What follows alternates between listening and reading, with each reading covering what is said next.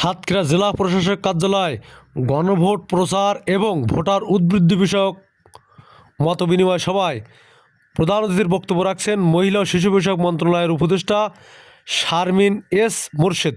নারী এই গণভোটটা কিছুতেই বুঝে উঠতে পারছে না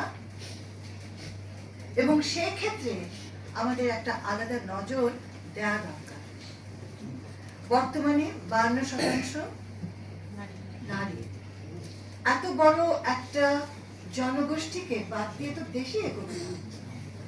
এবং এই গোষ্ঠীটা যদি বিষয়টি না বুঝে তাহলে এটা একটা বড় রকমের ঘাটতি হয়ে যাবে।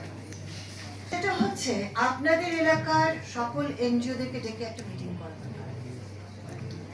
এবং আমি সাতক্ষীরায় কাজ করছি, কিন্তু এখানে আজকে এই ভূমিকায় নয়। আমি সাতক্ষীরা এলাকায় তৃণমূলে কাজ করছি 14 বছর। আমার প্রতিষ্ঠান এখানে কাজ করছে বলতে।